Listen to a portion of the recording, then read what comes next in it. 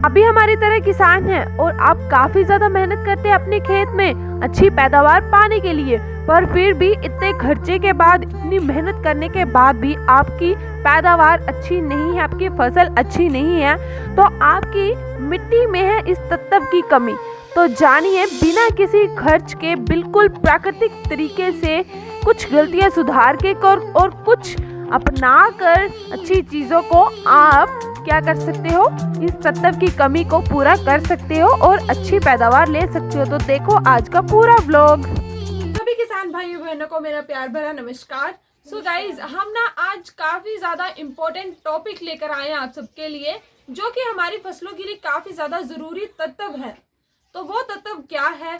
क्योंकि अगर वो तत्व आपकी फसल को मिलेगा तो आपकी पैदावार भी अच्छी होगी, आपका मुनाफा भी काफ़ी अच्छा होगा, और फायदे की बात बताऊं आपको, ये होगा बिल्कुल जीरो बजट से। मतलब इसमें आपका कोई भी पैसा नहीं लगेगा, आप फ्री ऑफ कॉस्ट इस तत्व को अपने खेत में बढ़ा सकते हो।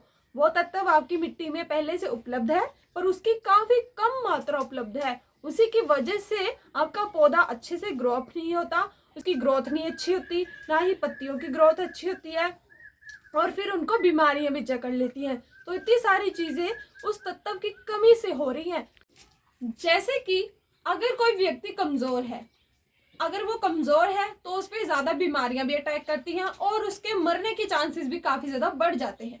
तो उसी प्रकार से अगर आपका पौधा स्ट्रॉन्ग होगा, शक्तिशाली होगा, बलवान होगा, आपकी मिट्टी शक्तिशाली होगी, तो उसमें कोई रोग नहीं लगेगा, ना ही आपकी जो पैदावार है वो कम होगी, ना ही आपका पौधा कभी मरेगा।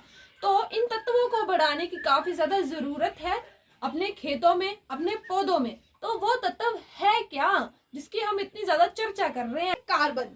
तो कार्बन का कार्य क्या है, पहले ये समझना ज़रूरी है। अगर आप कार्य समझ गए तो आपको इस चीज़ का पता चल जाएगा कि वाकई में हमें भी कार्बन की वृद्धि करनी चाहिए अपने खेत में। कार्य क्या होता है? पौधों में तने तथा पत्तियों का निर्माण करना। अगर पौधे का तना मजबूत नहीं होगा तो उसकी पत्तियां भी थोड़ी ढीली ढाली सी होंगी, फिर जो फल निकलेगा, फूल निकलेगा, वो भी कमजोर होगा, और जो फिर आगे फल निकलेगा वो भी काफी ज्यादा कमजोर होगा। तो इसकी वजह से ही पैदावार काफी कम होती है। तो कार्बन का हमारी मिट्टी में होना काफी ज्यादा जरूरी है। उसकी वृद्धि को और ज्यादा, मतलब एक जितनी पर्याप्त मात्रा में कार्बन चाहिए उतना उसे करना काफी ज्यादा जरूरी है, ताकि हम अच्छी पैदावार ले सकें और अपने पौधों को भी मजबूत बना सकें, अपनी मिट्टी को भी बलवान बना सकें। तो ये तो आपने समझ लिया कि कार्बन का कार्य क्या है। अब समझ लेते हैं इसकी वृद्धि किस तरह से करनी है। बात कर रहे हैं कि SPNF नेचुरल फार्मिंग से किस तरह से वृद्धि करनी है हमने, किसकी? कार्बन की, वो भी बिल्कुल जीरो बजट से। फर्स्ट स्टेप हमारा आ जाता है फसलों के जो अवशेष होते हैं। जैसे कई बार क्या होता है कि हमने फसल हार्वेस्ट कर लेते हैं, फिर जो भी उसका अवशेष मीन्स कि कूड़ा कचरा जो भी होता है फसल का, हम उसे एक जगह के पे इकट्ठा करके खेत में ही आग लगा देते हैं। तो ऐसा आपको बिल्कुल भी नहीं करना है, ये काम आपको बिल्कुल नहीं करना है, क्योंकि इससे जो हमारी मृदा में कार्बन प्रेजेंट होता है वो मर जाता है। तो इसलिए कभी भी अवशेषों को जलाना नहीं है। जैसे कि आप जानते भी होंगे, पंजाब में काफ़ी ज़्यादा जो धान उगाते हैं, वो पराली जो निकलती है उसे क्या करते हैं, खेतों में ही जला देते हैं, जिसके कारण उनके जो खेतों की मृदा के जो कार्बन होता है वो बिल्कुल मर जाता है, और उसी के कारण फिर पैदावार भी कम होती है, और तने पत्तियां जो भी ये चीज़ें हैं ये कमज़ोर होते हैं। उससे क्या होता है कि कार्बन तो अब मर गया उनका, जो नेचुरल कार्बन था, तो फिर क्या करते हैं वो बाहरी कार्बन मतलब केमिकल का प्रयोग करते हैं। केमिकल्स के द्वारा जो अपने पौधों में है कार्बन देने की कोशिश करते हैं और देते भी है, जिससे उनका खर्चा भी ज्यादा आता है, और केमिकल का प्रयोग कर रहे हैं तो मतलब वो जहर डाल रहे हैं एक हिसाब से। तो उनको क्या करना चाहिए, उसको बिल्कुल नहीं जलाना चाहिए। अगर उनको ये प्रॉब्लम आ रही है कि अब उसका करे तो करे क्या, उसका इतना कूड़ा कचरा वो इकट्ठा हो गया, जो भी है अवशेष है फसल के, उसका करना क्या है, तो उसका भी हमारे पास बहुत ही अच्छा यहाँ पर काम आ जाएगा वो। तो यहाँ पर हमने उसका प्रयोग कहाँ करना है, जो अवशेष बचे हैं उसका आप एज अ मल्चिंग प्रयोग कर सकते हो। मल्चिंग मीन्स की क्या होता है, मतलब आच्छादन, जो कि आपके अवशेष हैं जो भी आपकी फसलों के, उनका प्रयोग कर लेना, अपने खेतों में ही प्रयोग कर लेना है। जिससे क्या होगा कि जो आपने बेड्स बनाए होंगे, बेड्स के साथ में जो नाली है वहां पर प्रयोग कर लिया आपने, अगर आप पानी देते हो 1 हफ्ते के बाद 2 हफ्ते के बाद आपने थोड़ा ही पानी देना है, और उसी पानी को भी वो काफी दिनों तक स्टोर करके रखता है। वो कैसे? मान लो कि सनलाइट आती है एकदम से, अगर आपका खेत बिल्कुल मतलब अगर उस पे घास नहीं डाला होगा, अगर धरती की परत मतलब कवर नहीं की होगी आपने, डायरेक्ट सनलाइट पड़ेगी और जो भी पानी होगा वो बिल्कुल सूख जाता है कुछ ही दिनों में, क्योंकि वो क्या हो जाता है, वाष्प बनकर उड़ जाता है, क्योंकि सनलाइट पड़ रही है, किरणें पड़ रही है, सूर्य की गर्मी हो रही है तैयार, जिससे पानी क्या उड़ जाएगा। बट जब हम मल्चिंग कर देते हैं आच्छादन, जो कि आपने अवशेष डाल दिए, जब अवशेष डाल दोगे तो वो पानी काफी दिन तक स्टोर रहता है। और क्या होगा, घास, जो कि घास उग जाता है, वो काफी ज्यादा दिक्कत होती है किसानों के लिए कि अब घास उग गया फसल में तो फसल थोड़ी कम उगती है, फिर कम पैदावार देती है। अगर आच्छादन कर दोगे तो फसल की पैदावार भी अच्छी होगी, क्योंकि वो आच्छादन किया है तो घास उगने की नौबत ही नहीं आती। तो इतनी सारी चीजें हो जाएंगी आपके आच्छादन से, और इससे क्या होगा, कार्बन की भी वृद्धि होती है। मेन बात तो ये है हमारी। थर्ड पॉइंट हमारा आता है कि अब कार्बन की और ज्यादा वृद्धि करनी है, हमने काफी ज्यादा वृद्धि करनी है, तो जीव अमृत जो हम बनाते हैं उसका प्रयोग करना है आपने। इससे क्या होगा कि जो केंचुए होते हैं जो कि बिल्कुल धरती के अंदर चले गए हैं, हमने इतना ज्यादा केमिकल का प्रयोग किया है कि वो बिल्कुल अंदर चले गए हैं, वो अपना कार्य अब नहीं कर रहे हैं, तो उसी के कारण हमारी मिट्टी जो है उससे इतनी उपजाऊ नहीं है।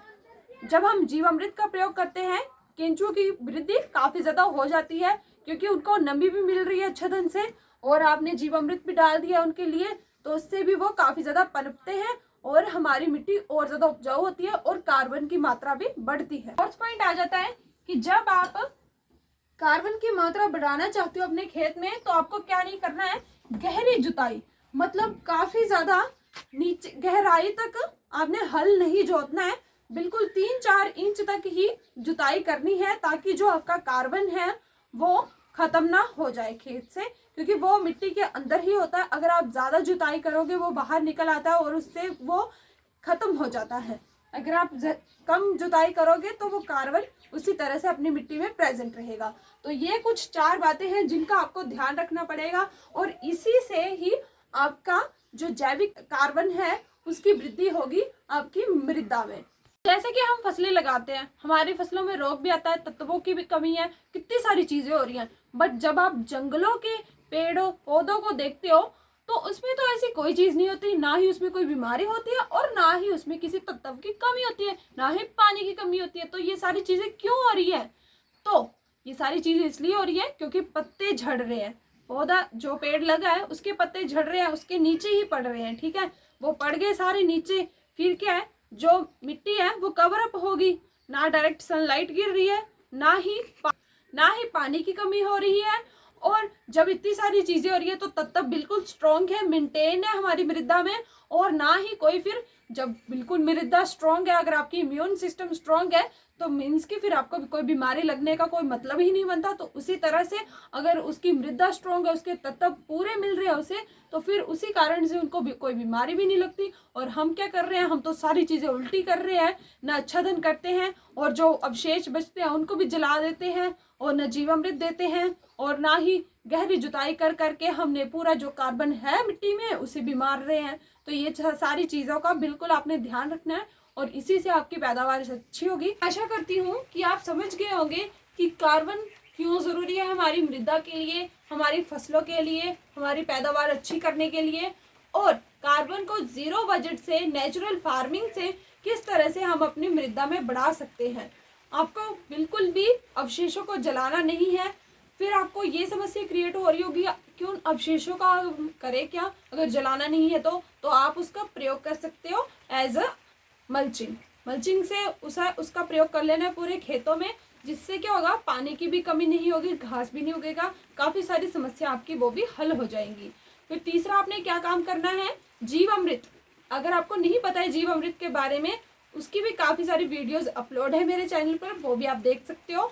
तो जीवामृत का आपने प्रयोग करना है, उससे क्या होगा, जो केंचुए हमारे के मित्र होते हैं केंचुए, वो काफी ज्यादा पनपेंगे, और जो केंचुए बिल्कुल अंदर चले गए थे हमारी मृदा में, वो अपना काम नहीं कर रहे थे, डेड हो चुके थे, वो बाहर निकल कर आएंगे, जीवामृत को खाएंगे और अपना कार्य फिर से शुरू करेंगे।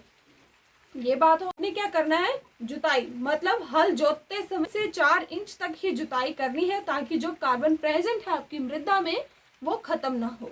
और पानी पानी देना अगर आपने नहीं सीखा है तो उसे भी थोड़ा मतलब तरीके से देना होता है। ये नहीं कि पूरा आपने खेत भर देना है, उससे भी काफ़ी ज़्यादा नुकसान होते हैं और उसी से बीमारियां आगे आगे बढ़ती चलती है। उस पर भी मेरा एक अलग से टॉपिक तैयार है, वो भी आप देख सकते हो।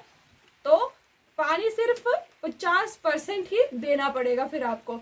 जैसे आप 100 पूरा मतलब पूरा खेत भरना पड़ता था ना, अगर आप आच्छादन का प्रयोग करोगे तो 50% ही आपका पानी आपको देना पड़ेगा खेतों में, और पानी का भी खर्चा बच जाएगा। तो काफ़ी सारी प्रॉब्लम्स आपकी हल भी हो रही हैं, और आपका इसी तरह से कार्बन भी बढ़ जाएगा आपकी मृदा में, और पैदावार भी अच्छी होगी। ये था आज का हमारा ब्लॉग। अच्छा लगा हो तो लाइक शेयर सब्सक्राइब जरूर करके जाएं, और भी ऐसे कई सारे इन्फॉर्मेटिव टॉपिक आपके साथ में शेयर करती रहूंगी। तो बाय बाय।